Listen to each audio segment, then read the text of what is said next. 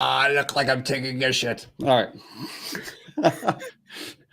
Welcome to the Listen to This Bull live show. My name is Matt Mulholland. That's Remington Huggins. Nice meeting you guys. Nice seeing you this afternoon. He is neither meeting or seeing any of you at this moment. This is the show where we talk about bullshit in the insurance world. That's debatable. In the new COVID world, that is debatable. In the new COVID world.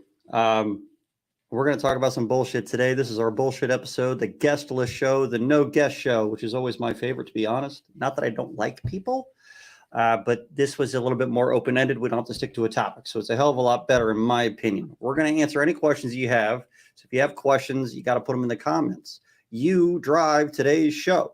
If you don't put comments into the comment box, if you don't ask questions, then we have nothing to talk about. We're just going to go around in circles talking about nothing. So we need you to drive the show. I've got like a handful of things I'm going to touch on otherwise. So I need to see comments in there. I need to see questions. If you'd like to join us on the show, we can even do that. I'll post a link in there. You know, if you feel like you're pretty enough for today. I don't know. Sometimes I don't feel pretty enough to be on the show. How about you? Well, you're Remington. Never mind. You're always pretty. You're a very pretty man. It's a sad thing. You're funny. You're funny, Matt. No, hey, I want some interaction with the crowd today. You know, that's what it's all about. That's what today's about. We need that. All right, let me do this intro real quick.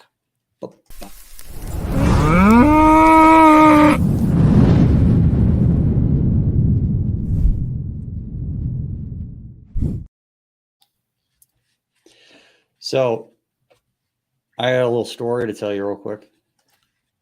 You know what? I need a background. You know, I just want to say that real quick. I think I deserve one. We got to get you a green screen to make it really work. Otherwise, it looks terrible. Okay. I mean, think about David Buhacker during our board meetings. There you go. Yeah, it doesn't look quite right? No, I don't want to do that. Yeah, you don't want to do it. What's your story, man? What you got? Yeah, so I've been entertaining possible sponsors for the National Claims Institute. And one of those, not sponsors, instructors. I'm trying to find instructors for different things. And one of those instructors that I reached out to is long-standing infrared. They take infrared measurements of buildings and do a moisture report and stuff like that. So I was trying to develop a course specifically for roof inspections on infrared, and they were interested. And then they asked about my background, and I told them about Listen to This Bull, and suddenly they weren't interested. They got very uninterested very fast, which was kind of funny because ultimately they get most of their work from insurance carriers. Apparently, they knew what Listen to This Bull was, and they didn't realize who they were talking to, and kind of got a little bit freaked out. So I don't know if they assumed that if they did something with me that they would stop getting work from the carrier or not, but I encouraged them to do their due diligence on that and come back and find out if they felt like they would still be able to get work afterwards. But it kind of sucks. It kind of sucks. I really want to be able to have people from the other side work with us. And it's like this show, which I don't think is very one-sided. I mean, it's maybe 75% policyholder advocates, but they're the ones that need it the most, right? I don't know. Schmucks. I think that's unfair. Yeah, I'm just being honest. We always advocate for the other side or the insurance carrier side coming on the show and having discussion. We do, in my opinion, put ourselves in the other side's shoes and have these discussions. I mean, how many times, I'm being honest, how many times have I said, oh, that carrier acted in bad faith on the show? I'm going to say less than this many. And we've been doing this for about 2 years. So I think. Is that how you do all numbers? Do you still hold up hands? Have you been doing this as a child? If it's 1,000, you go 1, 0, 0, 0.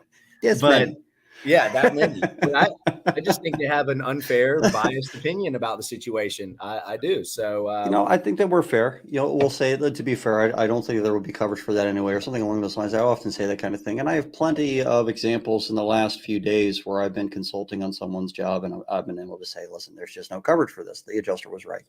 But still, it kind of sucks. So, hey, David, how's it going? What's up, David? And Desiree. Desiree, what's going on? Desiree, I wonder if John feels like you're cheating on him whenever you watch my show. You know that. Mr. Robowski, healthy debate always leads to, at a minimum, a good conversation, but could also effectuate change. Sup, Hank? What's up, Hank? What's up, Daniel? So today's our bullshit show. We absolutely need your commentary. If we don't have a course that you guys are driving, then we're going to go nowhere in today's show. We want to talk about anything that you actually want to talk about. If you want to be on the show, I am willing to put you on the show. I'll stick a link in the commentary, but we need your questions and comments today to be able to have a show. Without you, this will not work. So let's talk about the bullshit you've dealt with recently or something. I don't care what we talk about. You just need to drive it. And let me be specific. Even the BS that you see on our side of things that people are doing. Okay. Is that fair? Actually, if we can, I'd like to go more into that just because of the way we introduced today's show. I feel like we need to show that we're bipartisan. I agree. No, I agree. I guess you could say bipartisan. It's not a political thing. I think the number one issue is inflated estimates. One of John Sonnick's biggest fans. And me too. Me too. John's a great guy. He's so handsome. So Matt, Sarah's always got some good insight on things. So we only allow Sarah on the show once every like 3 months because she's just too smart. Just way too smart for us. Yeah, she makes me think too much and it kills the show. So I get all stopped up. It hurts our brains. Keith says peacemaker. I don't know if he's talking about us, but I've never thought of myself as one of those. I tell you, I did tell a public adjuster today that he was too abrasive in his emails to the adjuster. I don't know if that means anything. Is this initials? What is this? What's the initials? You wouldn't know this guy. So I do. We do quite a bit of consulting work for a lot of different PAs.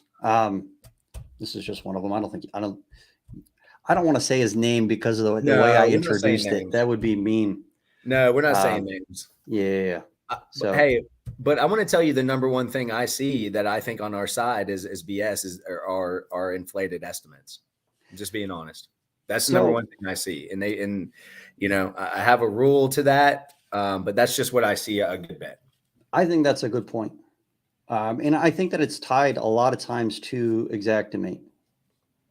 It's very easy for you to write a very large estimate in Xactimate. That program is, it's super adaptable. You can edit just about everything, but also there's a line item for everything. So if you were going to go all in and put every tiny little thing that could possibly happen on that job, that is going to happen. But if you put it all in there as individual line items, it ends up being quite high for some things. Certain things you'll never get high enough to the actual market. But yeah, and a lot of times you do that. But can you justify a relied on? You could. And I think that program causes some heartache as a result. If you actually got some estimates, if the contractor involved actually wrote their own independent estimate outside of Xactimate and how much they would normally charge, it would change a lot of things. And then we can use Xactimate for bids. The whole point of Xactimate was in case there wasn't a contractor involved. That's how it started. Now everybody's using it, even if they are a contractor. It's a crazy thing. That's true. Yeah. I mean, if you're an adjuster 20 years ago and there's no contractor involved, they have to write their own estimate. If there is a contractor involved, they ask the policyholder, go get 3 bids or something along those lines. If there isn't one, and they don't want to write their own. If the policyholder doesn't get one, in order to determine what the ACV is, they have to write an estimate, but that's the only time they ever really did. So the amount of loss provision under appraisal, if you and we disagree on the amount of loss, it was really there to protect the insurance carrier from a gouging contractor that's involved. Yeah. They really started writing the estimates. Xactimate's been around for some time, but generally speaking, they weren't writing their own estimate unless they had no contractor involved. And even before then, they might send out a contractor to come up with their own estimate anyway.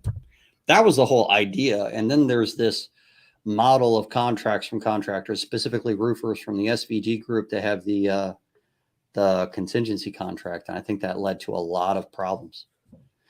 If we didn't have the contingency contract that basically says we'll do the work for the amount that the insurance company approves, now the insurance company has the power to say, no, we're not going to approve that. And you're going to do the work for the amount that we say anyway. So we're going to say something is or isn't warranted, or we are or aren't going to pay for it.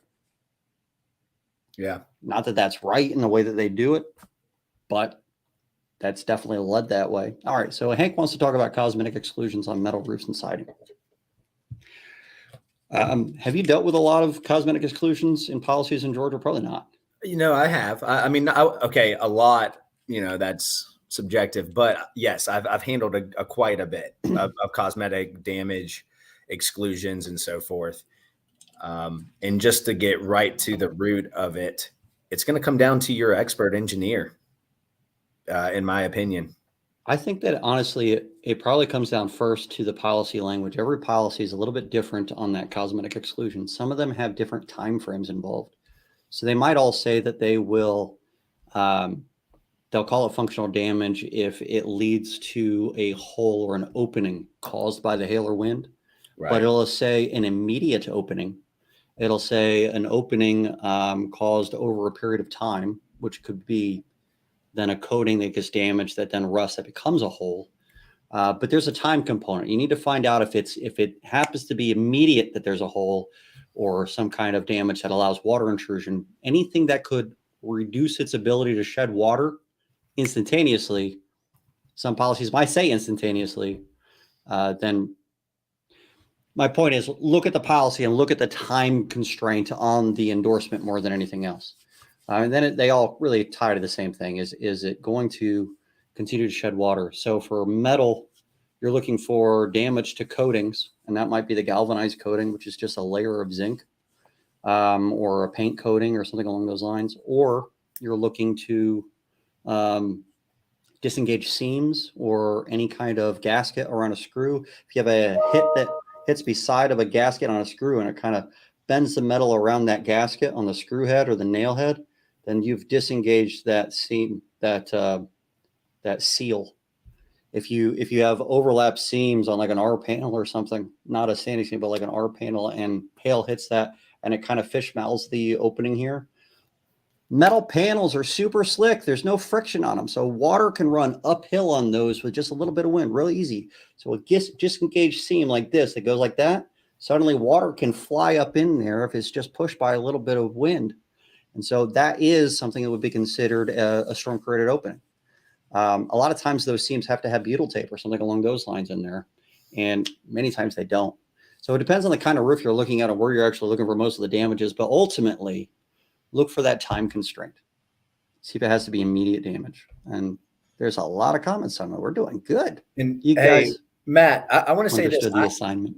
Hey, for cosmetic damage exclusion, I don't think that there necessarily needs to be that puncture in that metal. There are on many of them. So I've read some pretty rough cosmetic exclusions. You're right about some of them. Some of them don't need that at all.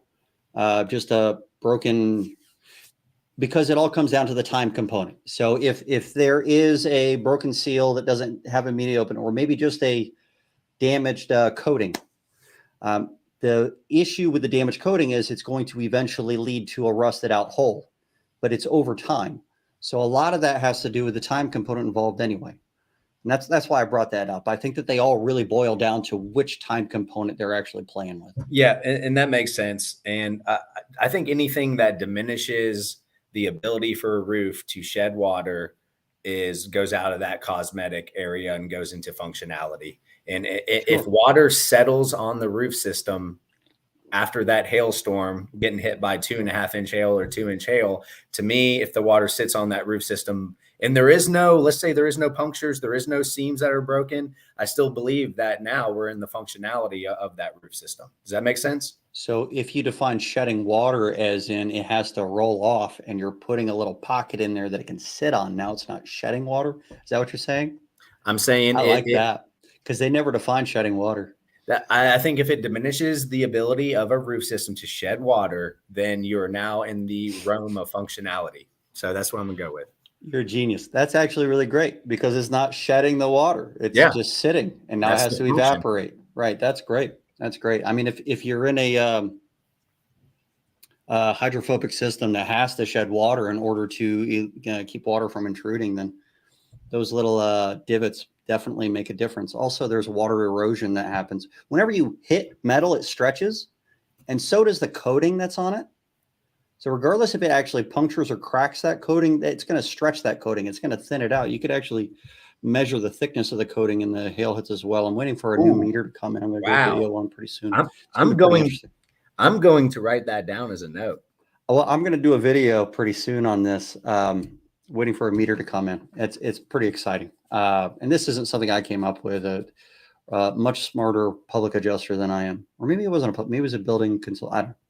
Much smarter guy. I wouldn't sat in on a thing. Too abrasive, meaning he was an asshole. That's what I meant by that, Gabe.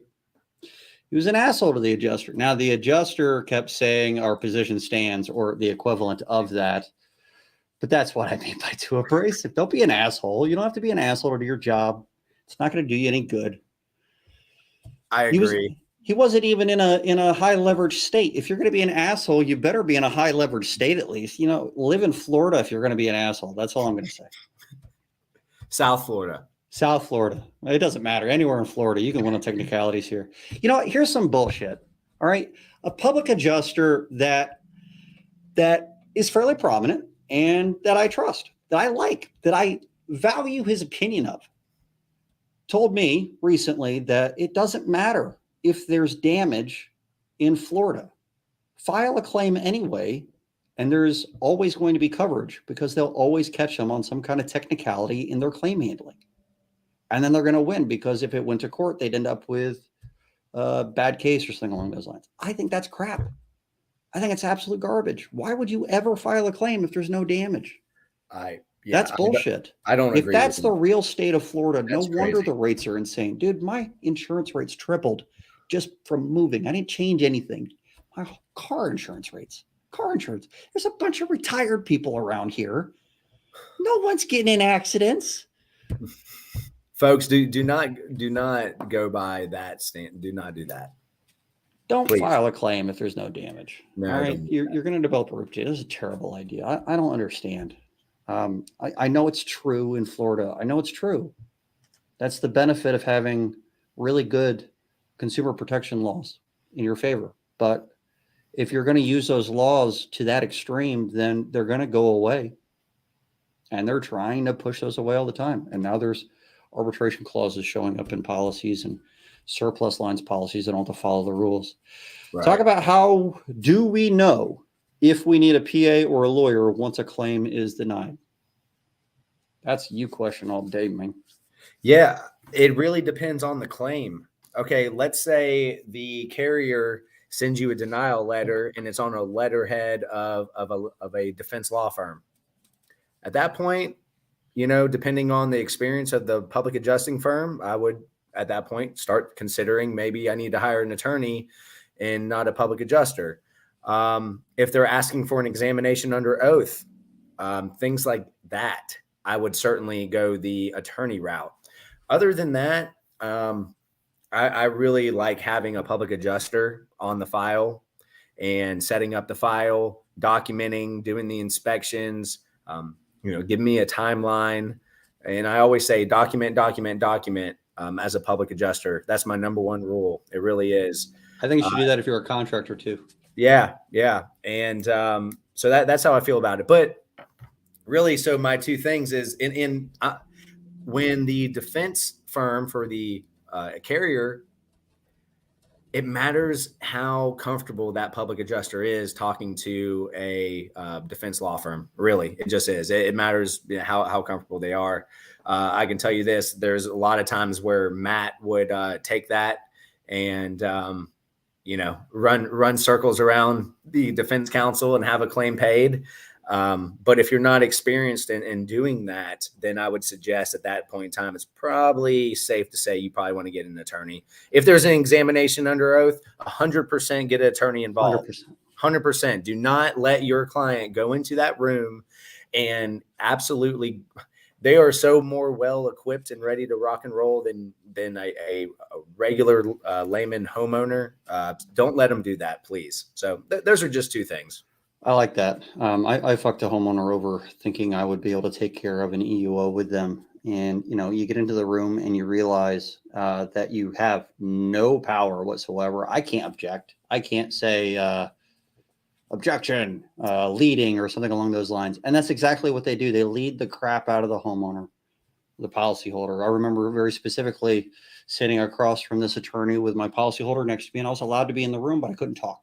And the only information I gave them up front to prepare them for this was to give very short answers, yes, no. And if you don't know the answer, say, I don't know. And that was really all that I could do, because I'm not an attorney. Otherwise, I'm providing legal advice. It's a legal proceeding. I'm sitting in front of an attorney who's going to record this. So the attorney starts saying, so there was a hailstorm like 5 years ago. Do you remember that? And attorneys nodding their head like this. And so my policyholder goes, yeah, I remember that. And like, do you think that's when the damage occurred? Keep nodding, smiling. Policyholder goes, yeah, probably. Son of a bitch. I was like, God. Yeah. Did you know that's not when it happened? It was not even a hail claim. It was like, but I couldn't do anything. I couldn't say anything. And so that claim got denied. Luckily, there was another storm immediately following that. We filed a new claim and we won the new claim. And the first one should have been paid. And the new claim honestly was paid because of the amount of extra damages, and the adjuster's like, what the hell? Why we should have just paid this one to begin with the first time around. But they had two claims on record now. So there's a lot of costs to do with it. So the ISO form doesn't look too pretty, but I can tell you right now, if you need to make a policy argument, you need a public adjuster. If the claim is going nowhere, before you fuck it to the point that it can't be unfucked, you should get a public adjuster involved to try to use policy language. I can tell you right now, you have to keep those claims fuckable. The policy language will win a lot of claims, but you can't go into it as a contractor. So if you can get it to a public adjuster in time to where you haven't just completely shut them down to where they've already decided they're going to go and get their own attorney, if they've already spoken with legal or something along those lines, then it might still be winnable. Hand it off to a public adjuster. If you want to do really well and be able to expand and go and do a lot more claims, then you can kind of take a lot of that burden off yourself by handing all the claims to a public adjuster up front. And I always like doing that as a PA. I wanted the contractor's entire book of business, but we did everything from beginning to end, including our own inspections. So we took a lot of the additional work off of the contractor. And but that's a great question. It was a great question. And again, it is specific. Like Matt said, all attorneys want a public adjuster on the file to document getting Xactimate together, have some emails, arguing policy. I love seeing that when I get a file. Yeah. All right. Desiree says, I'm having a big issue recently where carriers are saying that they'll only pay market average based on Xactimate.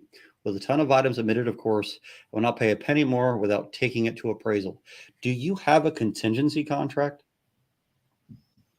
Because if you do, then why wouldn't they use market average prices? You haven't said what your price is. You've just said that you're going to use their price. Do you see the problem? Yeah. Yeah. Because what Matt's referring to is a lot of contractors' contracts. The substance inside says, we will do the work for what the insurance carrier pays out for this particular claim. Something along those lines. Right. So the only thing you'd be able to supplement for is items, possibly line items, but you're not the one setting the price, the carrier is. You actually specified that in your contract. So if it's a contingency contract, that's really where you're going wrong. But actually, I scrolled down. She says she submits an estimate based on her own pricing. Well, if that's the case, then there is something weird going on there. They owe the policyholder the amount that is being incurred minus their deductible. As long as that incurred amount is reasonable and necessary, and all the items that are on that amount that equate to that are covered by the policy. So Outside of that, if they disagree with your amount of loss, which it sounds like that's what they're doing, then that's what appraisal is for those disagreements. I can tell you this, though. I'm seeing a very disturbing trend where insurance carriers in specific states want to push everything to appraisal. And they want basically to negotiate the claim through appraisal instead of just paying out the claims. And that happens in specific states where there isn't an automatic fee shift. There's really not a lot of, there's no benefit to the policyholder in the laws. So it's the low leverage states where they want to do this for the most part. There are some exceptions. And Matt, it's like, it's rough. State Farm loves doing that in Florida. Yeah. Where literally even before an attorney can file a CRN, they're sending an appraisal demand to cut out the CRN language, everything else. I misspoke. I meant the high leverage states. In the high leverage states, they try to do everything through appraisal. In the low leverage states, they don't want to because they know they'll just drag it out and eventually you just agree to it. In the high leverage states, instead of going to an attorney where they're not going to do well, they'd rather force you into an appraisal position. If they demand appraisal, you have to go with it in most cases. Right. So, no, I knew what you were saying. Yeah, I was picking up what you're putting down. No, thanks for. Here's the thing. They do that. Why? Because they're saving money. They have the money to actually pay the appraiser and everything else rather than an attorney file a CRN and go down that path. And they all have control over their appraisers, even though they're not supposed to. They all have control over their appraisers. Yeah. So they're basically using their appraisers as the adjuster. You just wait till the new bill in Texas, the next legislative session comes out where they completely revamp the appraisal process. There's a very, very prominent law firm on the defense side that is presenting that bill. And it's scary. It's scary what's going to happen there. If it actually goes through, that's exactly how every claim will be handled is through appraisal. That will be the adjustment process. It might as well just be the adjustment process. It's crap. But everything was leading that direction because of the amount of loss issues resulting from mostly the contingency contract model. I believe so anyway. Yeah, no, let me give you an example why it is scary. Let's just say the run-of-the-mill residential roof. We're talking just regular home. Let's just say it's $12,000. I'm just using that, okay? You have to go to appraisal. You're paying your appraiser X amount, thousands of dollars, let's be honest. If it goes to an umpire, there's another couple thousand, right? You make that $12,000 roof claim and you have to pay your appraiser and then umpire, $2,000, another $2,000. I mean, it's to the point where that homeowner's never going to be whole. That's the problem because they're going to be coming out of pocket. And the appraisal fees are specifically written in there that is covered by the policyholder. So it isn't even a professional fee that you could even argue as part of the loss.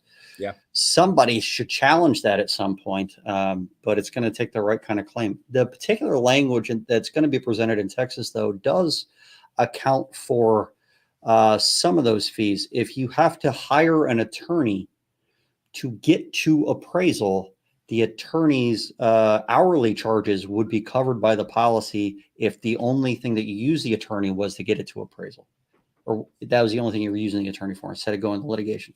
That was actually written into that, which is a strange thing. So I don't know if they're trying to negate the public adjuster out of it by making it cheaper to hire an attorney because now those fees are paid just to get to appraisal. And once you have the attorney, you can go on. But it sounds great for attorneys in Texas. I don't know where that came from. Kind of weird.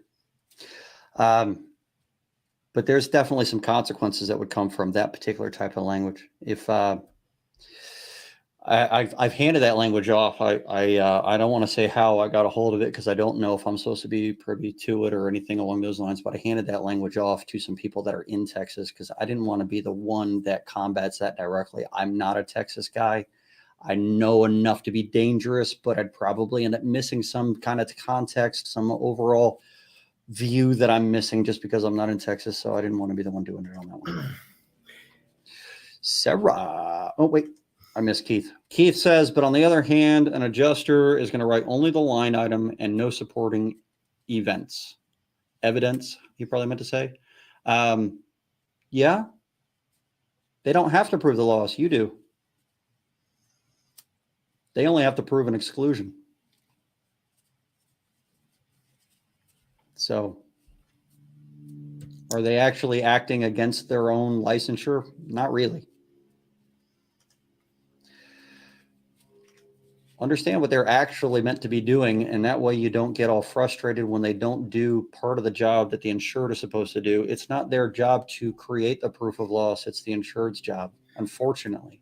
And Matt, before we get to Sarah's comment, I'm sure you'll piggyback on me about this. Being involved in the legislative process, this goes back to the previous comment about Texas and so forth, is that usually when a bill or legislation in a particular state is passed, the Department of Insurance supports that bill. It's a big step forward, for that bill to get passed. In our insurance world of first-party property insurance, literally we just, by me being involved in it, and I know Matt has too, we're at the bottom of the totem pole. I mean, it's health insurance, it's life insurance, it's automobile insurance, and then we are here at the property at the bottom. And the Department of Insurance doesn't have the bandwidth to really understand property insurance as much as we do, really, because we live and breathe this every hour of the day.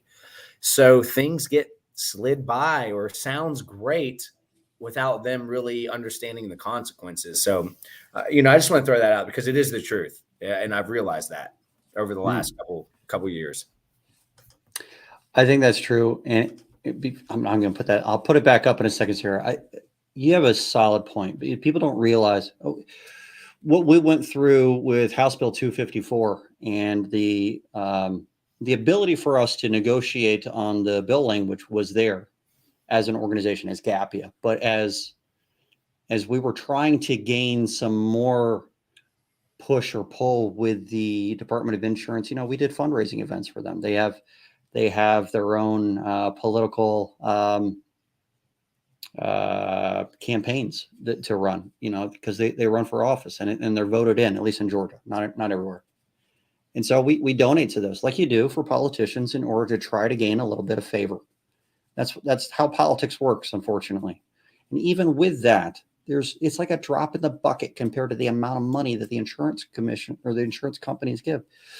The 180-degree turn that we observed in the chair of the insurance committee in Georgia, right after State Farm and all states people found out about House Bill 513. What was the bill number? 1310. 1310. Right after they found out about that, the 180-degree change in his behavior, where he suddenly was not going to do anything with it, where he was all about it. It just screams that he suddenly had a lot of favors called in. At least it appears that way. It's a sad thing. It's politics sucks. People ask me a few times, has anybody ever asked you if you should run for insurance commissioner? I have multiple Would you ever do that? No. You know what I said to them? Fuck no. There's no way. They couldn't pay me enough. No. There's no way. Never. Ever, God, could you imagine that being your full-time job dealing with that crap? Never. I just don't kiss ass enough. No. All right. Proof of loss considerations. What it is, for those that don't know, if a proof of loss is always conditional and when it could be written out hostile, proof of loss is to drive a claim, why you should never ignore a request for one, how to know if a proof of loss is mandatory only to be completed if requested, and typical time frame, 60 days from blah, varies by state and policy, when you have to use a proof of loss form furnished by the carrier, when you don't, and why you want to check the policy requirements. All right, from a policy standpoint, and then I'm going to ask you, Remington, because I actually wanted to ask you this earlier. Policy says that you must furnish a proof of loss within X amount of times, usually 60, 65, 90 days, something like that, from the date of loss or the date of reporting the loss. It might actually say the date of loss, and you might have filed a claim a year after the loss, and it still says must file a proof of loss within 60 days. So a lot of that language kind of gets updated to the discovery or the notification of the loss, but you must provide them within 60 days of the date of loss generally, or upon their request. 60 days, 45 days upon our request, something along those lines. Most policies say upon our request. Some states, and I don't know the specifics, are going to be stuck to the request information. So even if it says you must submit a proof of loss in the 60 days of the data loss or the date of notification loss, something along those lines. All state policy, for example, is a good one that says that. It doesn't say upon a request. It says within this amount of time. Even if it says that, and correct me if I'm wrong, Remington, but the only way that they could really deny coverage for not meeting that condition is if the lack of that proof of loss is prejudicial to their coverage decision. Yeah, that is correct. Is that true for every state? It might not be. No, it's not true for every state. For instance, Georgia, if a carrier goes out to a property and inspects the property, this is case law, inspects the property, sees the damages, writes an estimate for the damages, and then requests a proof of loss, you by case law, you don't even have to submit that proof of loss if you don't want to. So yeah. If you don't different have in to, Georgia, I mean, in Florida, it's different. If they ask for a proof of loss, you get it in. If it isn't required, if they never request it and you submit a proof of loss, is that what makes it a hostile proof of loss? I'm actually not familiar with the term hostile proof of loss. Maybe Sarah can answer that for me. Do you know what that is, Remington? Well, she put it in quotes. So I'm thinking that maybe the hostile proof of loss is one that forces that carrier, because it typically says 60 days after a proof of loss is filed, they have to come with a coverage decision, right? I mean, sometimes confirming that we guessed the reality. So a hostile proof of loss is if it's not required and you submit one, it's considered hostile, I guess. I often in Georgia, I would submit a proof of loss because it was the only thing that triggered a time frame. There was no time frame requirements in the regulations. So in order to force them to meet a specific time obligation in the loss payment provision, it might say within 60 days or 30 days or 90 days of receipt of the proof of loss and an agreement is made or an appraisal award is submitted, and there might be 2 or 3 more options in that, they would pay the claim. So that 30, 60, or 90-day requirement was the only time frame that we could stick the carrier on. So if they were ignoring things, I would often submit a proof of loss at that point. They can't require you, at least in if it's a state that adheres to the Unfair Claim Settlement Practices Act or a version of that. Most of them have a 15-day requirement for the carrier to provide that form to you if they are going to require it. So if they never provide that form to you within 15 days of the reporting of the loss, then they can't require the proof of loss anyway. And you don't have to use their form I've been told there are policies where it is required for you to use their specific form. I've never seen it. And the people that told me that weren't able to produce a policy that showed that. I don't think. I could be wrong. I could always be wrong. And I want someone to prove me wrong pretty often. And I'm very open to being proven wrong. But I've never seen one where it forces you. There's just a list in the conditions that says all the things that must be on the proof of loss. And you just have to meet all of those listed items. If you have a proof of loss that only has those things, the form that they might send you might have a whole bunch more information that you have to fill out. And that's just more ability for you to get it wrong. So the proof of loss is that form with all the things it says in the conditions, and then all of your evidence, all your photos, your estimates, any kind of expert opinions, all your evidence to support it. That's why it's a proof of loss. You have to prove the loss. This allows you to compile all that crap into one document that is then notarized and signed by the policyholder. It's a sworn proof of loss. It's submitted to the carrier. It's good. It's good stuff. There are some times that you don't want to do that up front, and there are many times that you do want to do it up front. I've been recommending to public adjusters that if it isn't a really iffy claim, or if it isn't a multi-million-dollar claim, to just submit a proof of loss. A lot of times they just get paid. Do you prefer, as an attorney, do you prefer getting a file that has had a proof of loss submitted? Honestly, it matters what state. In Florida, I would say yes. In Georgia, it doesn't matter to me. Unless obviously they requested it and you have to comply with the conditions preceding to filing a lawsuit 100%.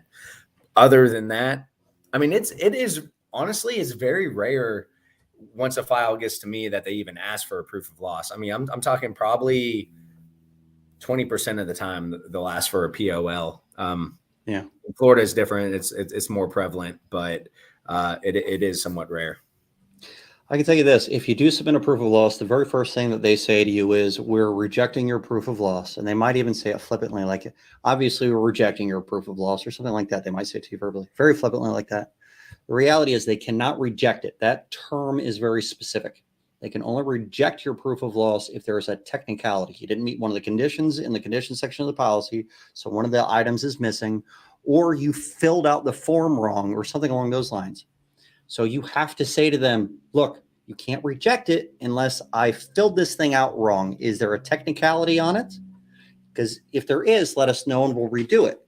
But if there isn't, you're allowed to disagree with our amount of loss, but you can't reject it. I need you to verify that you were just disagreeing. And you have to get them to do that, because if they're allowed to say reject, well, I've never had a claim go to the point where I allowed them to say reject, so I don't know what the consequences are, to be honest, but it sounds dire. Horrible. You probably, your firstborn kid will die. It's really bad. Have you ever had that issue, Remington, where they rejected a proof? The time frame would then be negated. So if you were sending it in order to trigger some policy provision and they reject it, it's as if they never received it, so that time frame would never apply. Say that. Yeah. I've done this even before, where I have like I've dealt with this desk adjuster for half a decade, and they ask for a proof of loss. I'll obviously get it filled out and send it in. I'll say, although you're going to reject this, here is the proof of loss. Like, to that point where it's just, I mean, because, hey, for half a decade, if you reject every single proof of loss, then I'll just let you know what you're going to do. Because I do that on purpose, because if this ever is to go in front of the jury, I'll be like, look, I told you. And they do. They reject it. Every person that I've sent a proof of loss in has rejected it. But every single time I've gone back and said what I said a few minutes ago, and they've always come back and said, we disagree with the amount of loss on your proof of loss. Yeah. So they ended up not rejecting. They accepted the proof, but they disagreed with it. And that's fine. That's completely okay. But if they reject it, then it removes all of the nice time frame triggers. Just be careful with that kind of thing. And you don't want to do any of that as a contractor. That is a public adjuster, an attorney, or an insured's purview all day. And I don't know if it's even a good idea for you to advise. And actually, Remington, I need to talk to you about something after the thing. Now that I've reminded myself about something. Is it gouging if we ask for the items Xactimate allows for? If it's not reasonable, probably. Yeah. I mean, for instance, on a residential roof, let's just go run the mill. Let's just say it's 15 grand, 20 grand residential roof. If you have $5 grand in landscaping protection, even though it asks for it, like that's not, don't do that. Yeah. Right? Right. Now, I've done landscaping protection for the high-end homes that have some super nice landscaping. Yeah, but there are a lot of policies that actually cover the landscaping anyway. I agree, but I'm talking about $5 grand on a 20. Yeah, I know what you're saying. Yeah. So I've seen estimates from people with a tarp over a pool to prevent materials from entering the pool, with like a $2,500 charge for a tarp over a pool. Is that a reasonable charge to tarp a pool? I don't know. It's not what Xactimate charges. So you can put custom numbers in Xactimate, but you could also double dip in Xactimate pretty easily if you don't really dig into what the line items cover and all the supporting information. It's not a perfect system. It's missing some stuff. There's things in there that don't make any sense. You know, if you are technically supposed to use fall protection if you are working 6 feet above the lowest point where you would fall to. But steep and high charges in Xactimate pay for you to work around the fall protection harnesses and stuff. But they don't use those unless you're 2 stories up, not 6 feet. OSHA says 6 feet. You're going to use fall protection if you're above 6 feet, but you don't get paid to work around your fall protection until it's 2 stories. Explain that. That makes no sense. You know, that program is not perfect. And I've had arguments over the years with some people that really love the program and know how to work with it and everything. But honestly, it's flawed like everything else. But you can gouge, obviously, with any program. There's always ways to manipulate them. Jacob, here's my number one rule, and I've said this. I mean, me and Matt have spoken across the country at events and everything else. My number one rule when it comes to Xactimate or any estimate is, if you're in a deposition, can you defend it? That's all that matters to me. Can you defend it with a reasonableness? So keep that in your mind. The necessary component of it, Xactimate is just going to, you could say that you have to do some aspect of the job that Xactimate doesn't say that you have to do. You could claim that it is that. It's not necessary. So you can go pretty far. Now, if I was using the building code exactly the way it's written, I could probably redo an entire exterior, including all the siding, all the house wrap, all the paint, everything as a result of one damaged shingle on our roof or one piece of siding that's damaged. So you can take things to an extreme. So the question is it reasonable and necessary? If it's not reasonable, then they're going to fight you on it anyway, even if you're completely right as the way the code is written. But the code can be overridden by the building official, and building officials never want to say that you can't just replace one little thing, because they don't want to put a homeowner in a position where they can't maintain their own home using DIY repair methods. If they put people in a position in their entire jurisdiction with that, then they're going to be hurting the people that are at lower incomes that can't afford to replace their roof out of pocket because one damaged shingle exists, something along those lines. So building officials will often say that it's reasonable for you just to do something that the code outside of that would definitely say no to. So be careful on that kind of thing. What about micro fissures in metal from impact that can't be seen with the naked eye? I've never closed my eye. I guess maybe I have glasses. You could probably say glasses, right? Because I guess technically it's changing the light going into my eye, just like a magnifying lens or a glass or a microscope would. And that's what they mean by naked eye, meaning not without a microscope. So my glasses would probably count as not being a naked eye. So I never look at anything with a naked eye.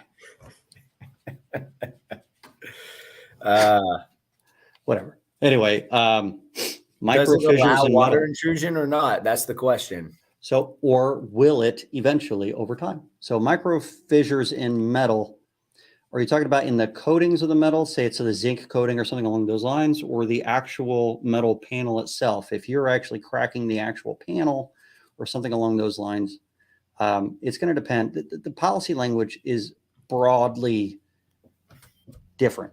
Every single one of these cosmetic damage exclusions or substantial damage exclusions or functional damage endorsements, all of these very, very different. Highly recommend you get a copy of the policy and actually read that particular one. Each one of them will tell you exactly what it is that you need to find on that particular job to gain coverage. And most of the time you will be able to find functional damage to the structure based on that policy language. But you need to find that policy language. But yeah, generally speaking, for most policy exclusions that I've seen, the micro fissures in the metal would cover the metal. But I've seen this one policy that was specific to metal roofs, by the way, where it had to have a hole that went all the way through the entire roof assembly, caused immediately by the storm. So if there's any kind of decking below the metal panel itself isn't its own structural decking, then a friggin' meteorite would have to hit this thing in order for coverage to extend. I mean, at that point, you'd need a tornado with a huge tree, just branch or something going through it. At that point, nothing's covered. Do not buy that policy. Do not buy that policy. That policy is written to save money. It's a crap policy. All of them are, but don't buy that one. There's also the policies that write out hail and wind damage completely. So it doesn't matter if you have those kind of exclusions. If they write out wind damage, does that mean that they don't cover debris strike caused by wind? Or could that be a different cause of loss? Matters what state you're in. You could argue the cause of loss is momentum. Wind lifted this and moved it, but then the wind died, but it was still moving on its own accord, and then it struck. So wind wasn't actually the culprit. But for the windstorm, that would not have happened. Let me ask you a question, Remington. Oh, gosh. About covered property. We've seen policies cover the dwelling and then change to covering the part of the dwelling that's damaged, and then change to coverages based on component levels over the years, right? We will pay to repair or replace the damaged component of the damaged dwelling. Like farmers? Like farmers. So they've gotten narrower and narrower on what it is that they pay to repair. Yep. Do you think, I'm going to walk you into a little trap. I'm telling you up front. If the roof is damaged, the roof is covered property, right? Yes. For a dwelling policy. Agreed. Is a shingle covered property? Yeah. Is the granules on a shingle covered property? I think it is. If the granules are gone, they're removed from the property because of half-inch tiny hail, but the granules are now gone. Would that be covered? The damage, loss, I'm saying the loss of the granules. Right. So the granules themselves, would the policy pay to replace the granules?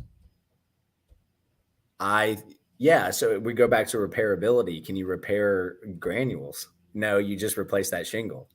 Right. So if they're talking about cosmetic exclusions, and a lot of it has to do with whether or not the whole shingle sheds water or not, if a granule itself is actually covered property and you claim missing granules caused by hail instead of damaged shingles caused by hail, is there a difference there? The functionality of the granule is completely negated because it's fucking gone. It's gone. If wind tore a shingle off and it was gone, they would agree that wind caused damage to that shingle and they would replace the shingle. Yeah. What if a granule is gone? What do they do with that? It's covered property. I don't understand the cosmetic exclusions, because if you think about it like that, if you get down to the granular level of everything that's actually covered, it's part of the covered property. And they're saying that the granule loss caused by hail doesn't matter. The granules were covered property and now they're off and they're gone. That's covered property that is now missing from the property as a result of a cause of loss that's covered, a peril that's covered. I don't understand the cosmetic damage exclusions. This doesn't really make sense to me.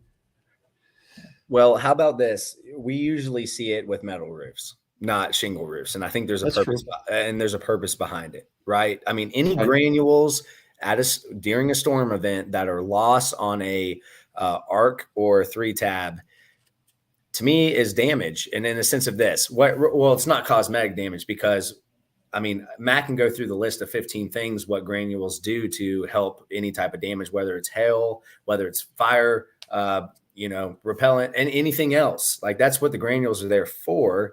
So the utility of that shingle is now decreased because of this storm event. To me, that's not in the cosmetic realm. I see how they apply it to metal roofs more than shingled roofs. But I see it a lot more in metal roofs. I don't understand, man. It's weird. All right.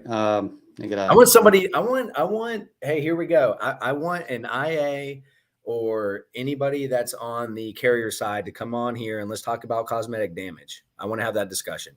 Seriously. So there's another podcaster for the carrier side, and his name is Mathew, and he spells his name with only one T as well. Ooh. There is a alter ego that I have. And he runs a show called Adjuster TV. It's on YouTube. And we talked several months back, and we were going to have that very debate. But I think he got cold feet on it. but he wanted to have a debate with me about functional damage. And I really look forward to it. And I think that he thought that it was going to end up being too abrasive and it wouldn't really match his style or something along those lines. We wouldn't do that, Matt. Come on the show. How about this? I forgot to call a guy back. You bring your attorney on the show, Matt, and Matt has his attorney, and let's just have a conversation. That's all. 60 minutes. I think it's really funny that there's a Matt with one T on that side that also does a podcast. It's insane how crazy that is. All right, where are we at? Danny, besides showing evidence of a failure, I don't know ATR, to an insurance adjuster, what other proof can we document to show that the roofing system has failed? Failure, I don't know what ATR would be. I'm trying to think about what it is too. I've never heard that term. I mean, I might have, but I didn't pick up on it. Danny, restate your question and type out ATR for us. Sarah, common coverage gaps people need to watch out for on their own insurance. We're almost at an hour already, and I'm not even halfway through these comments. I hope you have some extra time, Remington. Let's just roll through them. Let's do this. Insurance that does not involve interior or exterior hail and wind claims after a claim is not the appropriate time to look at your coverage. We just don't know. Something I hear from every fire client of mine as a coverage gap or underinsurance. There's a lot of underinsurance in the ALE world. As far as coverage gaps goes for not hail and not wind, I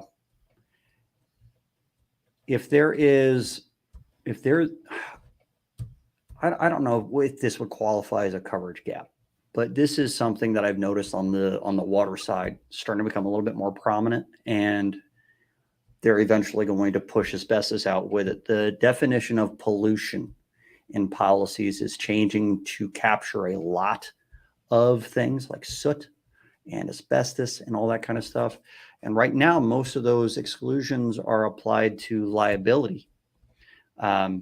So if someone has a health concern because of asbestos, someone that came to your house and you had an asbestos loss or someone involved in asbestos and they got sick, it would be excluded as a pollution. But they would still cover the cost of abatement in most policies. But I'm starting to see the policies use that same definition of pollution that they started using on Section 2 to start applying it to cause of loss. They don't owe for it. So the soot stuff is going out and the asbestos is going out, and it's all being written out of policies, all the fun stuff. Not that it's fun stuff, but all the stuff that really you need the coverage for, because these are very big claims. People don't have money for this. It's all starting to be written out. It's a scary thing. Sarah, you might actually, we might have her come on the show and talk about coverage gaps. I think coverage gaps would be a really good show. Yeah. I mean, it's a necessary show. It's something every building homeowner or commercial building owner needs to hear. I mean, seriously. Yeah. I'm trying to think of other ones that I've come across outside of biological hazard or something along those lines, where there wasn't any coverage for pathogen and things like that in a bodily injury or suicide loss or something along those lines. Coverage gaps. Oh, the obvious one, fungus, mold. And those gaps, if you don't have fungus coverage, it's written out of just about every policy at this point. You have to add that back in, or you might have not enough coverage for other structures or personal property. You need to evaluate just how much stuff you really have. You have a lot of stuff. You have more stuff than you think. Sewage backup. I see that. What's that? Sewage backup. Oh yeah, sewage backup. Anything that they're excluding. There's obvious ordinance and law, and that would apply to just about everything, especially electrical stuff. If you have any interior loss from fire and you don't have enough ordinance and law coverage to upgrade the electrical or the plumbing or the energy efficiency of the home, there's a lot of building code upgrades that happen if you have an older house that has a fire and suddenly you have to build it to new construction standards. There's a lot of increased costs involved. So those coverage gaps, I think that's a good thing to talk about. Here's a quick little tip. Somebody that is the head partner at a massive defense firm in Atlanta told me this last week. They were like, hey, if you're going to change insurance companies, do it now, because they are covering your house at a higher face value policy number, face policy value than ever, because of the market rates and the shortages and construction and stuff. So now's the time to get insured, is switch insurance where you're not going to be underinsured. Which is perfect for the question we just got explained to the audience of being underinsured versus having a coverage gap. So explain what underinsured is. You just did, where they don't have enough coverage. Underinsured is if your house is $500,000, well, that's on the face value of the policy. But really, if there was a total fire loss, it's going to cost $650,000 to put your house back. You're underinsured by $150K. That's exactly what it is. A coverage gap would be something that's written out of the policy. Some kind of coverage is written out, and now you have no coverage for something that might occur. That would be a gap in your coverage. So there's a difference there. Susan needs help. We can't help her right now. We can help Susan. Just send us a message. We'll figure it out. One day. There's more messages from her down the road. I thought y'all were arm wrestling on this episode. What did we call this? Just another bullshit episode? Why would we have an arm wrestle contest? How would we even go about doing that? I love Opie's comments. Opie, you've been around your rabbits too long, man. Waiver estoppel, insurance paid part of contents and is stalling for the other contents. Insurance cannot pick and choose. You know, here's an interesting dilemma and defenses that insurance carriers are giving these days that we need a better defense for. If they provide coverage and they extend coverage for anything, we talk about roofs so much, I don't want to do it, but it's an easy example. Let's say they extend coverage to a partial replacement of a roof, 1 or 2 slopes, and then you argue for all of it because of discontinued materials or something along those lines. And then they say, all right, we're going to send an engineer out. And the engineer writes in the report that the cause of loss is wear and tear or improper installation. And then suddenly the adjuster says, well, we shouldn't have paid for any coverage to begin with. We're not going to take coverage back from you because we're nice people, but we're not going to provide you any more coverage. And that's their defense against replacing the roof properly after extended coverage. What do you think about that crap, Remington? On promissory estoppel, you have to rely on what somebody's saying. Hey, we're gonna pay for a full roof replacement, and then and you go and get it replaced. You're out of pocket, and then they end up not paying for a full roof replacement. So there are different elements that are involved.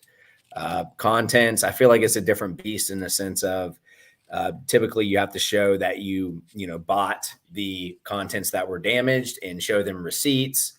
And therefore, then they're going to pay for that. If they don't pay for those, I mean, that to me makes no sense. I mean, that would get a public adjuster involved on that for sure. Does that make sense, Matt?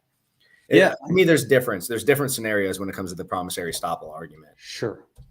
So is it a promissory estoppel if they said no from the beginning to the other half of the roof, but now they've gone and denied coverage that they've already extended because now they have a new opinion?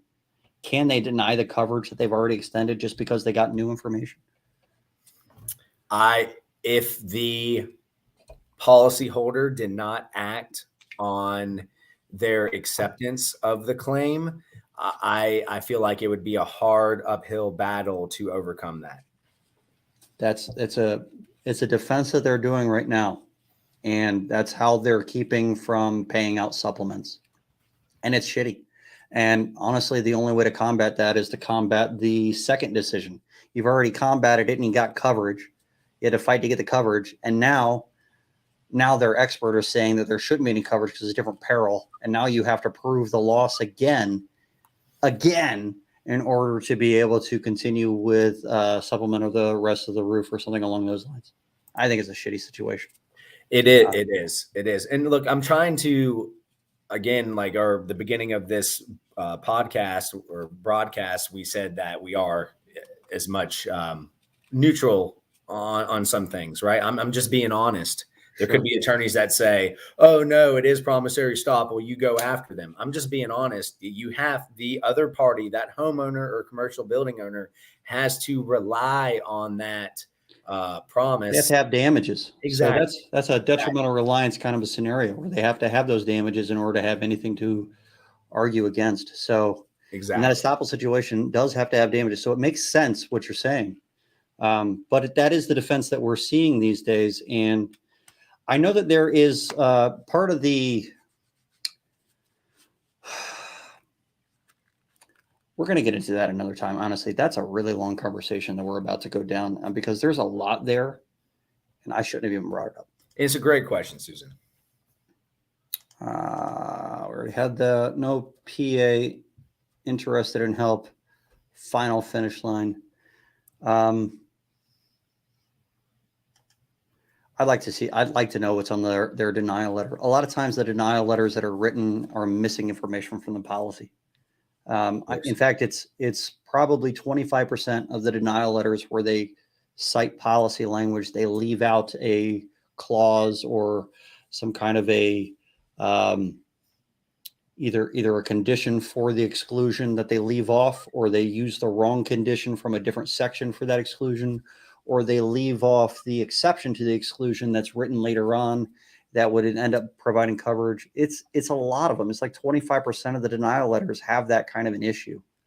So then the question becomes, and to Remington's point, if they are given new information, are they allowed to change their opinion of the loss? And if they're given new information, especially if they're working under a reservation of rights, then they kind of are allowed to change their position of the loss.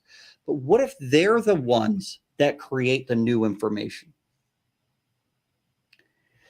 You'd have to prove that there was an intent for them to force that new information so that they could then deny I'm not going to go down that path. That's a different show. I did it again. I brought it up again. Stop it, man. I'm just mad about it. It's bullshit. All right, I've run past that. We keep getting run around. It took nearly 6 months for us to file. Now Hippo trying not to pay a claim. You need to know why. Sometimes they're right. Sometimes the coverage doesn't exist. I spent 3 hours going through a policy with Frank Dalton yesterday trying to find coverage for a boat that fell off of a trailer at a warehouse that was about to put the boat into a slip. They forgot to strap the boat to the trailer, and the boat fell off the second they hit the ramp, and it was on their property where they are a manufacturer for items of the boats, and they were about to install something new on the boat. So they were the bailee of the boat. But there was one of the coolest fucking policies I've ever read. Remington, I got to read this to you. This one section, it needs to end in the words "yar" or "ahoy, matey." That's how this thing is written. Yeah, I screenshotted it. This is an old policy. Touching the adventures and perils which the underwriters are content to bear upon themselves, they are of the seas, fire, assailing thieves, jettisons, barratry of the masters and mariners, and all other like perils, losses, and misfortunes that have or shall have come to hurt, detriment, or damage of the said goods and merchandise, or any part thereof. Yar. I think you did like Shakespeare and Pirates of the Caribbean mixed right there. I think that was a Shakespeare insurance policy or statement, I have to say. Touching the adventures. I love it. It was a marine and war policy.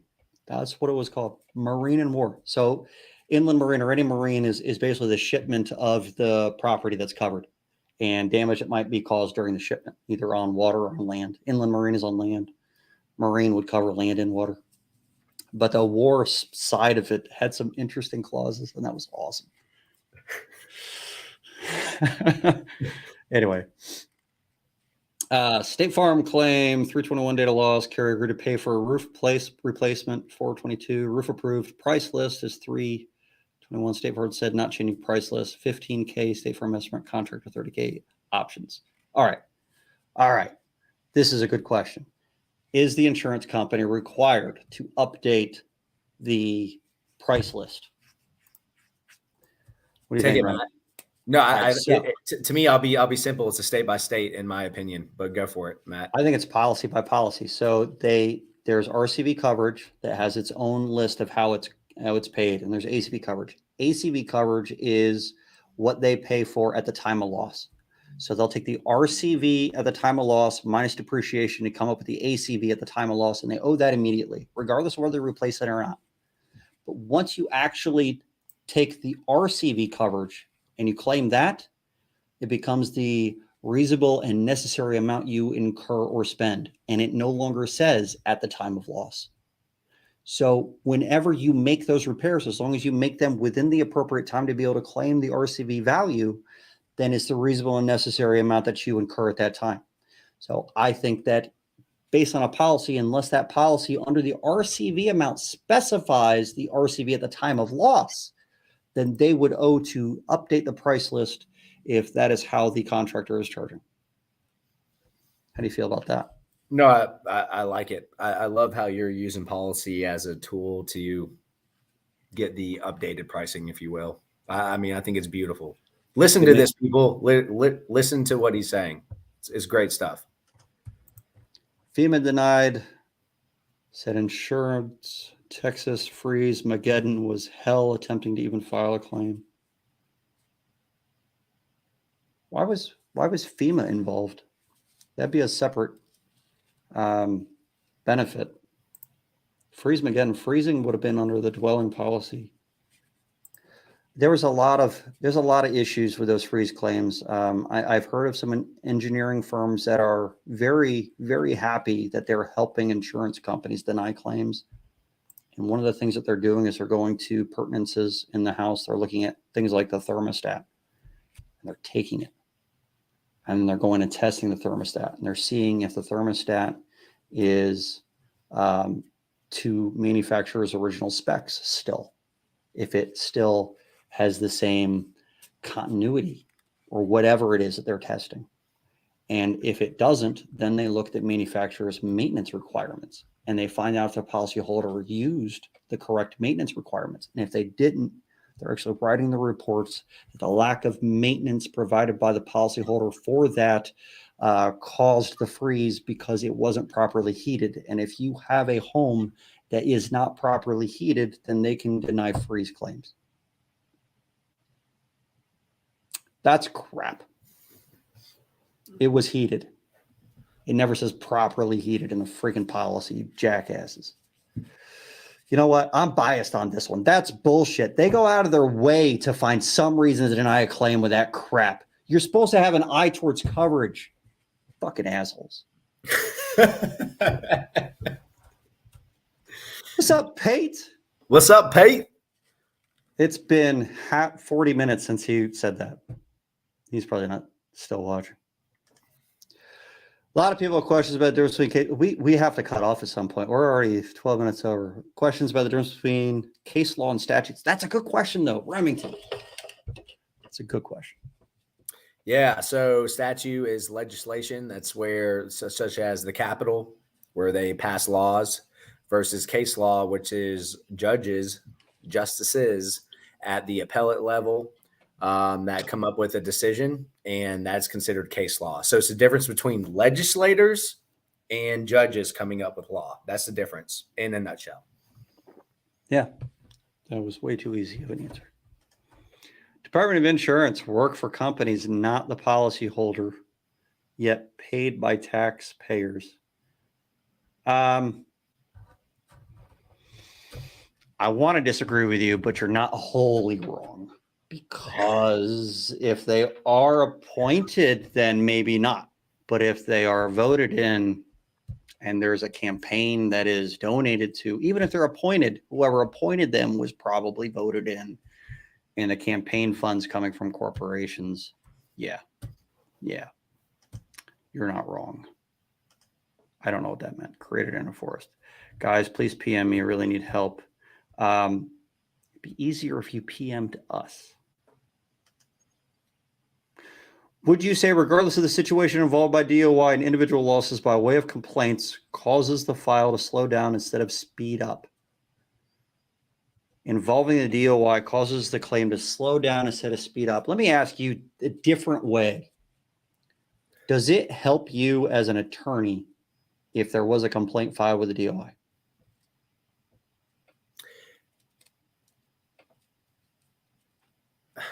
It doesn't hurt it unless there's some facts in that complaint that go against. So, for instance, oh yeah, I had water intrusion for 6 months and I didn't do anything about it.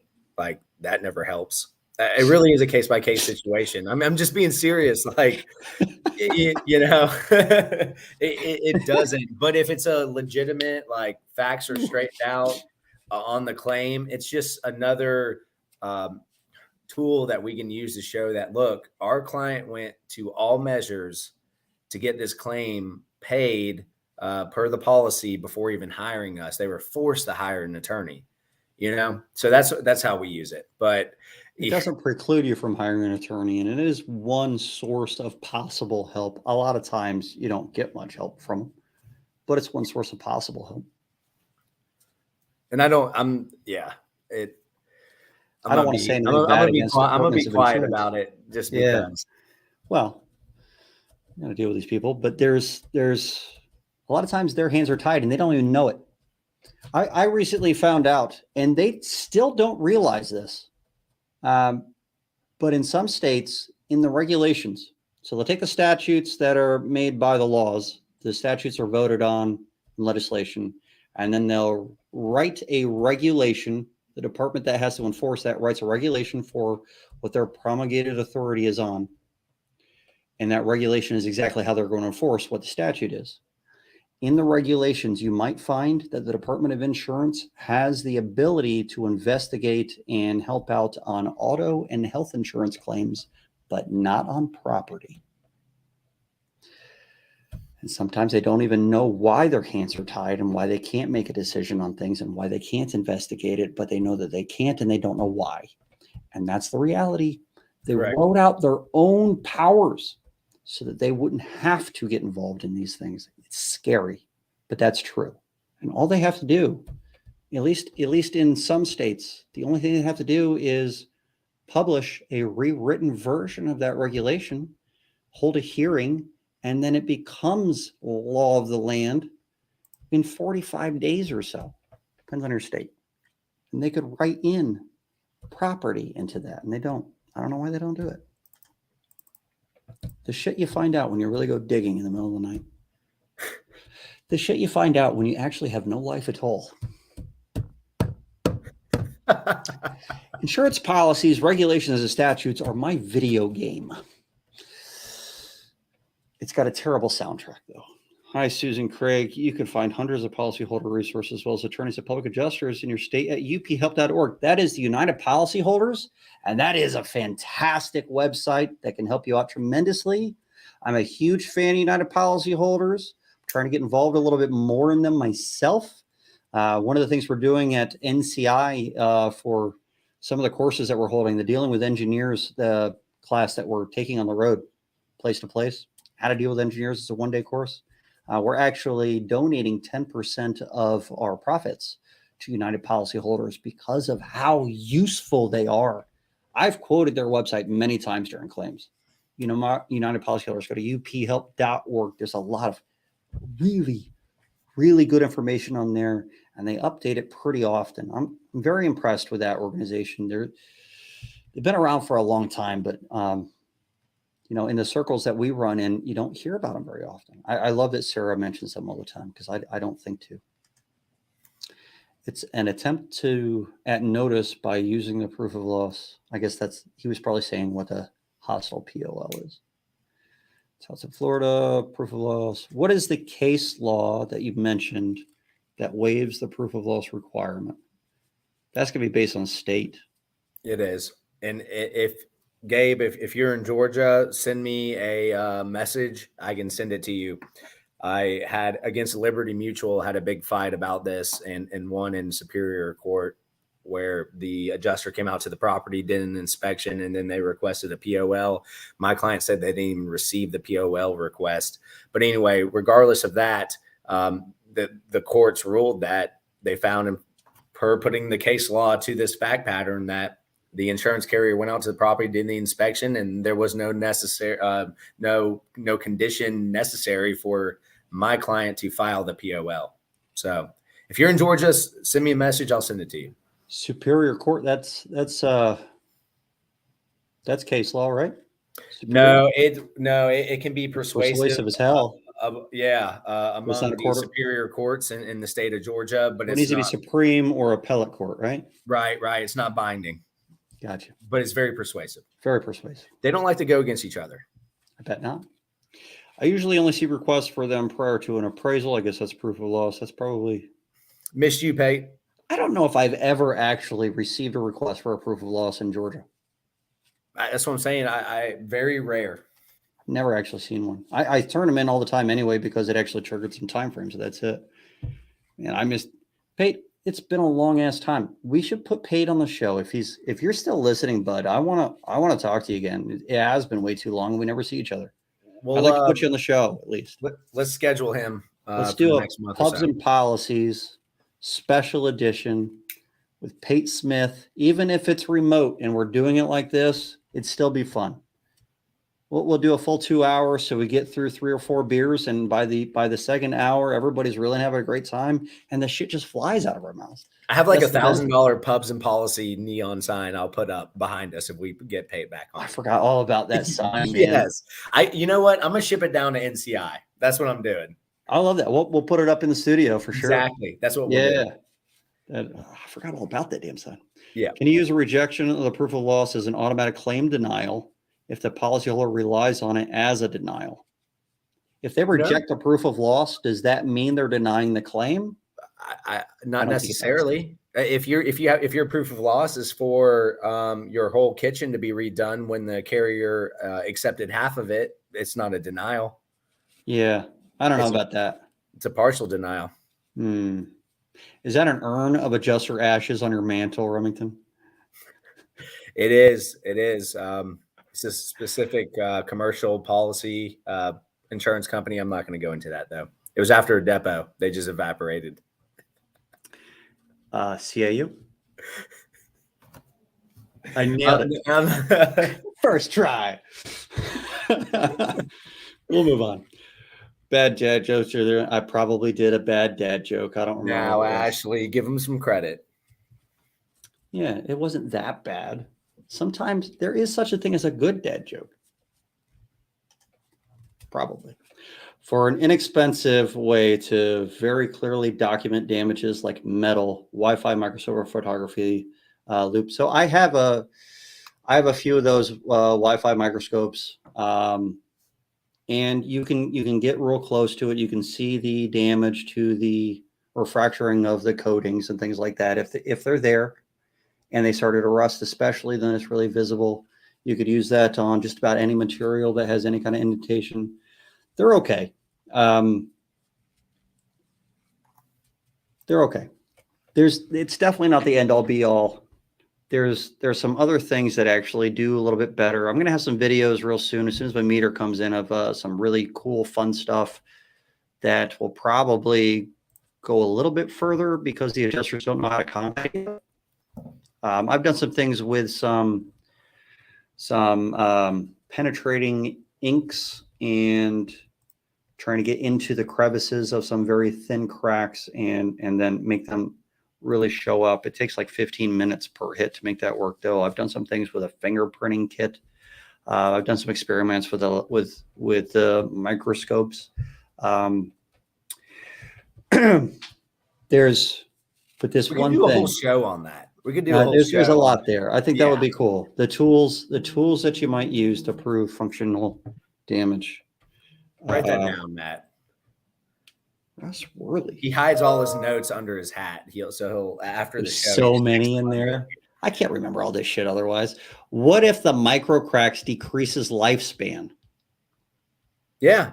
To me, that's functional damage. The utility of the roof is decreased. The life expectancy of the roof is decreased. I think it's functional damage. It really is. That roof its functionality has been reduced since that storm occurred. I would argue that all day, and I think it's a fair, reasonable argument. I learned something when researching for the Dealing with Engineers class. I always learn something when researching for these classes, by the way. One of the things I've noticed switching from being an active PA to being an educator strictly, you learn more when you teach someone, way more than actually doing. It's insane. Anyway, one of the things I learned when creating Dealing with Engineers is that engineers are not allowed, according to many states' statutes, they're not allowed to comment on damages to anything they didn't design themselves outside of whether or not it can continue to perform its primary function. So if the only thing that they can determine as an engineer is whether or not an object or something can or has been damaged in a way that it is no longer performing or isn't performing its primary function as well as it used to be, and that explains a hell of a lot as to why they went down this functional damage bullshit to begin with. Isn't that interesting? It is. It is. So they can't make a determination outside of that, but they do have to answer specific questions given to them by their clients. So we go down that rabbit hole in that class to really explain what it is you have to get the adjuster to do. She just reiterated that with some numbers. He says it's different. Javier says yes to something. Probably the question that came up on is Matt the most handsome man between Remington and Matt? Yes. Is the fiberglass mat of an asphalt shingle made of glass? Yes. It's covered under residential glass coverage. Oh. What's glass residential? Breakage? Hey, I like where you're going with that. Next time I'm going to ask next time I'm in a depot with a Hague or somebody, I'm going to ask them, how is the shingle made? Tell me the products within the shingle. I want them to say glass. And then I ask, well, is the glass broke? I'm going to ask that question. We all know that's stretching. It's stretching. Correct, but it is a stretch. It's a stretch for sure. All right. But they don't define glass. And they say glass, it's both either inside or outside. On the interior or the exterior is actually the wording that they use for a lot of policies. And as far as glass breakage goes, but glass breakage would be covered even on DP1s, HO1s. Oh my God, dude. I never thought about that. I really want you on the show, man. We gotta remember to PM each other. No, please don't stop blowing his mind up. That was such a great thought. It is. It's a very unique outside the box comment. I've never seen a granule loss defense pan out, Matthew Mulholland. Have you actually ever had a granule loss defense? No, the loss where the granule itself is a cover property that's just fucking gone. You've never seen that defense.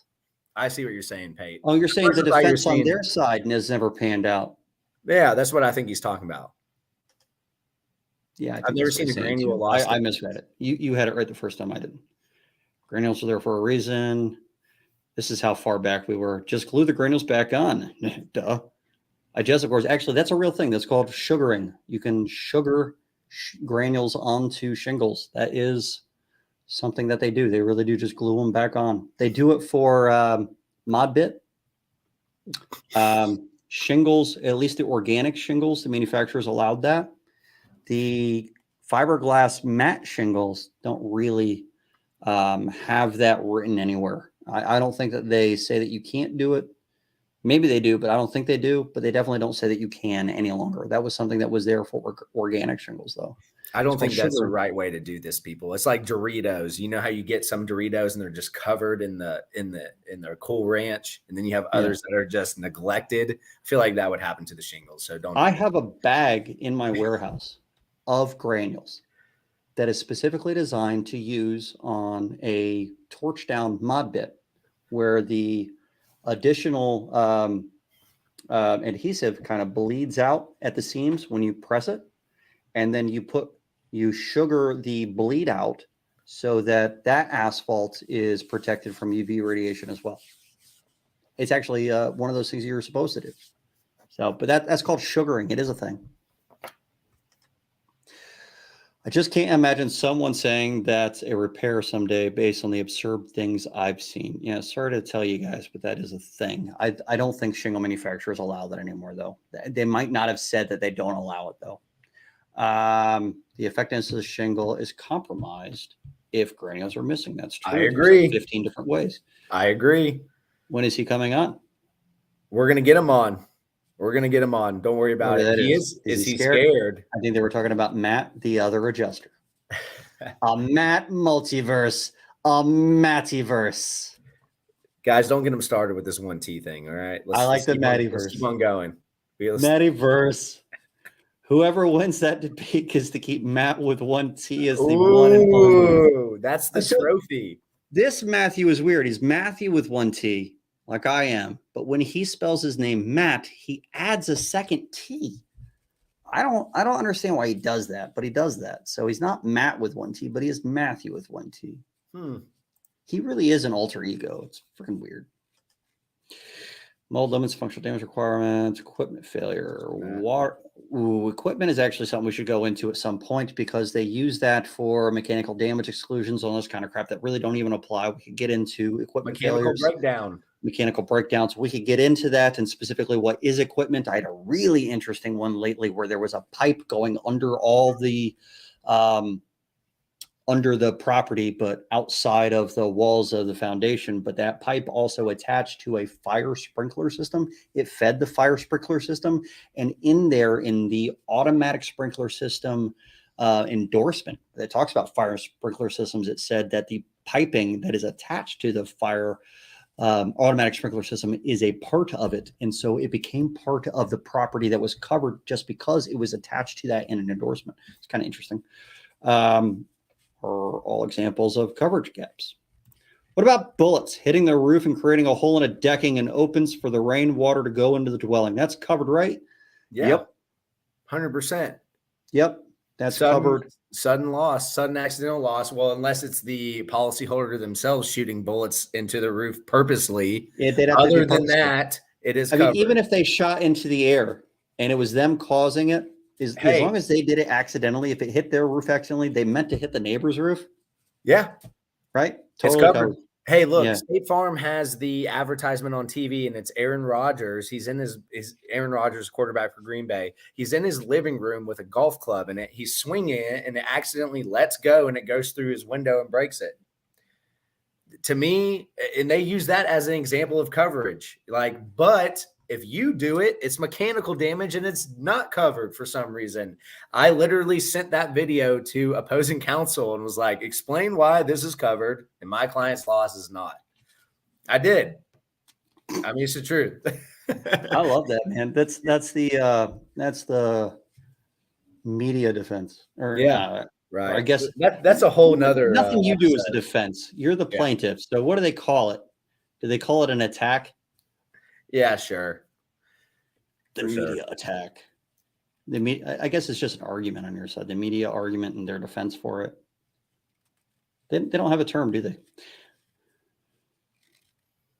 Matching exclusions because they affect interior losses. Well, she's talking about coverage gaps. Matching exclusions, although the ones that I've seen, most of them that I've seen have specified roofing and siding, but there are a few that don't specify, and they would apply to interiors as well. Although rarely does the adjuster actually use the matching exclusion on interiors.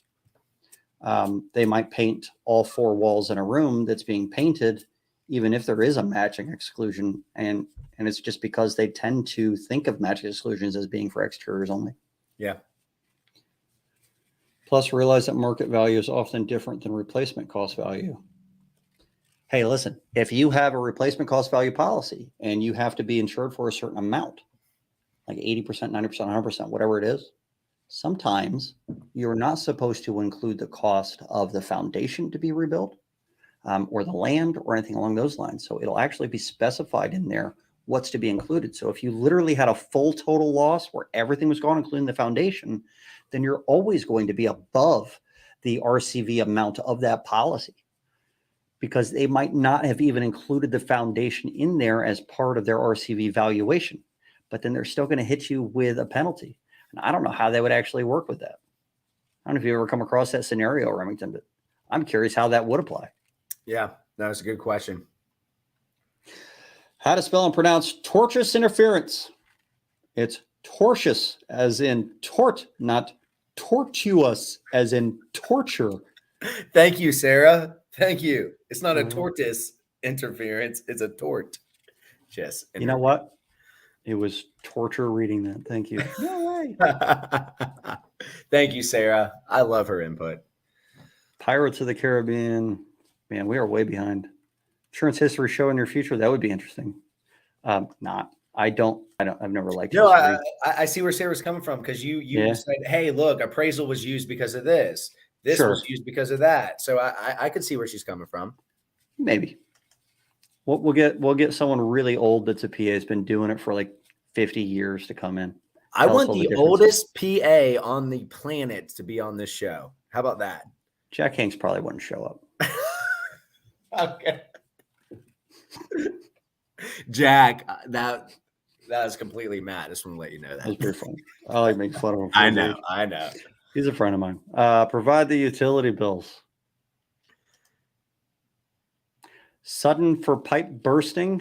Well, pipe bursts, if they are sudden, that would be covered. If the leak caused by that pipe burst isn't caught in time or mitigated in time, then it could become less sudden as it becomes a leak or something over a period of time. But I think seepage. A burst is different from a leak. Yeah. Well, I mean, you could have a pinhole that's technically a pipe burst, and it could end up being a leak. I had a house that had pinholes in the plumbing that was caused by some kind of chemical that was in the water in that area, and our copper lines were getting corroded. It was so bad that one of my kids' daily chores was to go around the house to see if there was any new leaks. So we had a new pinhole leak once every 3 or 4 months. It was that often. That was literally on their list of chores. I'm going to put burst as a category as a many gallons of water. Sure, but it's still, a pinhole would still be a burst. What's the difference between a leak and of a little bit of water and a lot of bit of water? I'm not going to say what I just thought because it flows the wrong way, but I was just thinking a river is like a leak of the ocean, but it's going the opposite. It's going into the ocean. That doesn't make any sense whatsoever.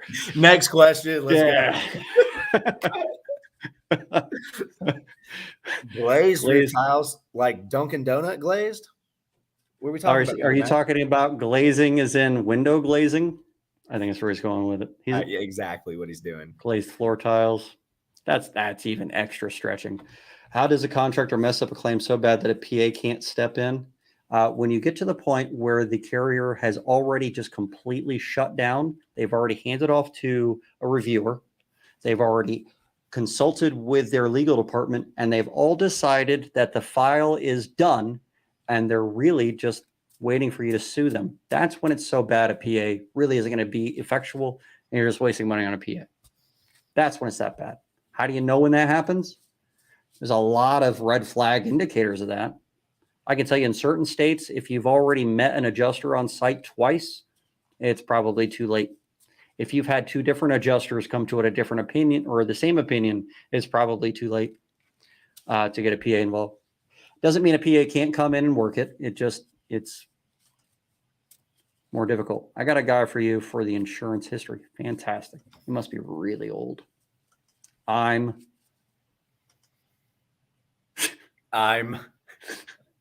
James. You're strange. Pinhole leaks. Yep. Very common issue around Pembroke Pines. Yep. There's a pain in the ass, I can tell you that. A bit of the history of property insurance is super sad and tragic, but much of it is quite interesting otherwise. You and I got into the history of ensuing loss when we talked about fires. Last comment. Don't put any more comments in there, guys. Keep the file fuckable. I'm going to have to quote Frank Dalton on this because this is where I heard it from the first time. And I'll just leave it at that. That is funny, though.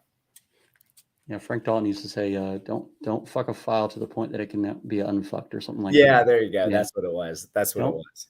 Don't fuck a file so fuck. I don't remember. He says it so fast. It's like he says it every 5 minutes. It's so practiced coming off of his tongue. He says it a lot. I love it. Great show. I loved it. That was great. We just went off the cusp. We hit a ton of topics. I would say over probably 30, honestly. I'll be honest, Remington. The no guest shows are my favorite. I like answering the questions. We actually give the audience what they want. We know it's what they want because they ask the question. And we're both learning. It's great. It's true. Yep, for sure. All right, cool. All right, we're cutting it off, guys. Thanks for joining us. We will be back next Tuesday at 6 p.m. Eastern. If you enjoy this show, actually, we're not. You're not going to be here next Tuesday because Matt and I are speaking at Gapia together. Oh, that's right. And we will not be here next Tuesday. So just a heads up, the Tuesday after we will be there.